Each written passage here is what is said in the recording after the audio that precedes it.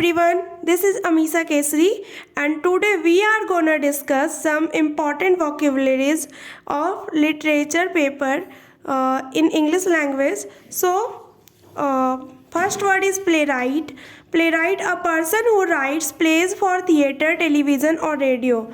तो एक ऐसा व्यक्ति जो थिएटर, रेडियो या फिर टेलीविज़न के लिए प्लेस लिखते हैं उसे हम नाटककार, प्लेराइट, ड्रामेटिस्ट कहते हैं.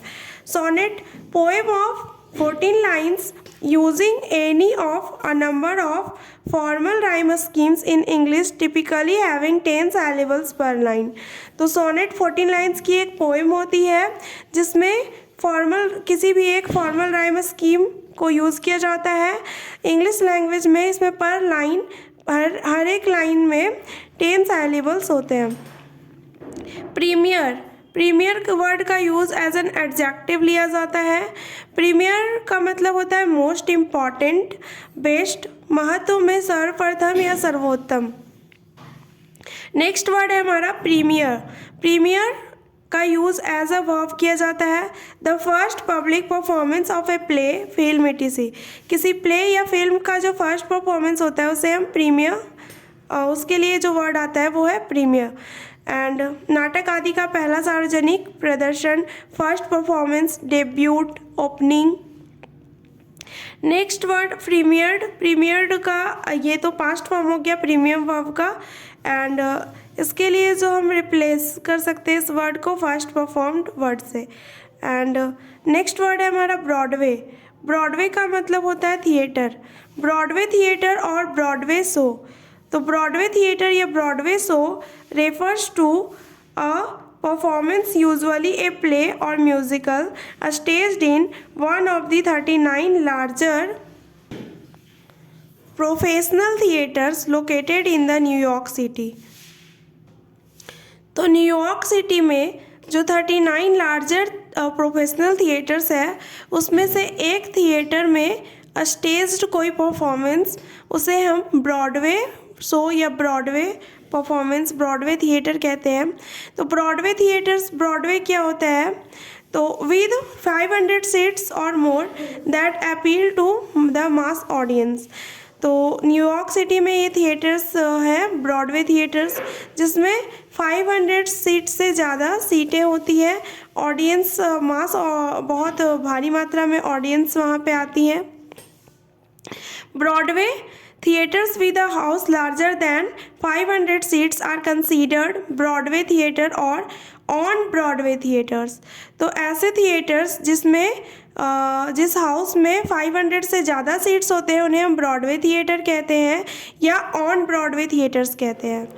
And theatres with houses between 99 and 499 seats are off Broadway. ऐसे थिएटर्स जिसमें 99 से 499 सीट्स होते हैं उसे हम ऑफ ब्रॉडवे कहते हैं. And any theatre with less than 99 seats is considered of Broadway. तो कोई भी ऐसा थिएटर जिसमें 99 से कम सीट्स होते हैं उसे हम ऑफ ब्रॉडवे कहते हैं. नेक्स्ट वर्ड है हमारा रिवाइव वर्ड का यूज़ एज अ वर्ब लिया जाता है. इसका पास्ट टेंस में इसका फॉर्म है revived and past participle form है रिवाइव्ड. तो रिवाइव वर्ब का मीनिंग देखते हैं. To bring something back to life or consciousness. किसी चीज़ को वापस पुनर्जीवित करना या कॉन्सियसनेस में लाना. तो to make something popular again, to begin to use something again. Revive का मीनिंग एक और हो सकता है कि किसी चीज़ को दोबारा से पॉपुलर करना. To begin to use something again, किसी चीज़ को दोबारा यूज़ करना शुरू कर देना.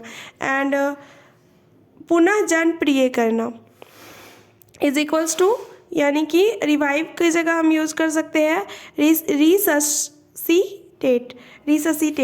सो इसका मीनिंग हो गया restore to life or consciousness, पुनः दोबारा कॉन्सियसनेस में लाना, पुनः लाइफ डाल देना. तो रिवाइवल नेक्स्ट वर्ड है हमारा रिवाइवल. इसका यूज़ एज अ नॉन लिया जाता है. A new performance of the play that has not been performed for some time.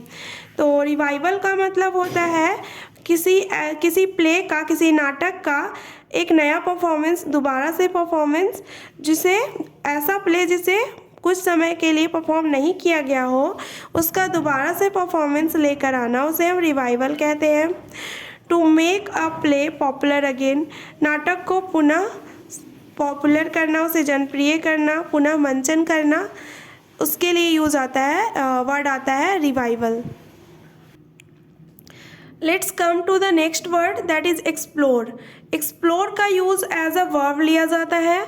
Explore का मीनिंग है to travel around a place etc in order to learn about it. किसी place या कुछ भी कोई भी चीज़ के अराउंड ट्रैवल करते रहना, उसके बारे में सीखने के लिए। तो खोज यात्रा करना मीनिंग है टू इन्वेस्टिगेट, किसी चीज़ के बारे में जांच पड़ताल करना, स्टडी करना और एनालाइज करना। तो एक्सप्लोर के लिए ये सारे वर्ड्स भी हम यूज़ कर सकते हैं। नेक्स्ट वर्ड है हमारा कंक्लूड। कंक्लूड का यूज़ एज अ वर्ब लिया जाता है। कंक्लूड का मीनिंग होता है to end or to bring something play to an end. किसी प्ले को या किसी चीज़ को अंत तक लेकर आना कंक्लूड का मीनिंग है। समाप्त करना, नतीजे पर पहुंचना, रिजल्ट ऑफ समथिंग या फिर फिनिश करना। एंड नेक्स्ट वर्ड है हमारा सबसीक्वेंट, जो एज एन एडजेक्टिव इसका यूज़ लिया जाता है और इसका मीनिंग है कमिंग आफ्टर और लेटर। तो सबसीक्वेंट का मतलब होता है बाद में आने वाला कोई घटना जो बाद में घट रही है, फॉलोइंग या नेक्स्ट इन टाइम, टाइम में जो समय में किसी चीज़ के बाद आ रही है उसको हम, उसके लिए वर्ड आता है सबसीक्वेंट। एंड नेक्स्ट वर्ड है हमारा सेल्फ डेल्यूजन। सेल्फ डेल्यूजन का यूज़ एज अ नाउन लिया जाता है। तो the action of deluding one self, खुद को डेल्यूड करने का, भ्रम में डालने का एक्शन जो काम है उसे हम सेल्फ डिल्यूजन कहते हैं। फेल्यूर टू रिकॉग्नाइज रियलिटी, जो रियलिटी को पहचानने में फेल हो, ऐसा कोई पर्सन जो भ्रम में जीता हो। Lost into a world of fantasy, fantasy में रह रहा हो और जो रियलिटी को पहचानने से इनकार कर रहा हो। नेक्स्ट वर्ड है हमारा डेल्यूडेड। इसका यूज़ एज अ वर्ब लिया जाता है। तो डेल्यूडेड का मतलब है to hold a false belief, किसी फॉल्स बिलीफ को पकड़े रहना, उसे कहते हैं डेल्यूडेड। एंड नेक्स्ट वर्ड है हमारा डिनायल। डिनायल का यूज़ एज अ नाउन लिया जाता है।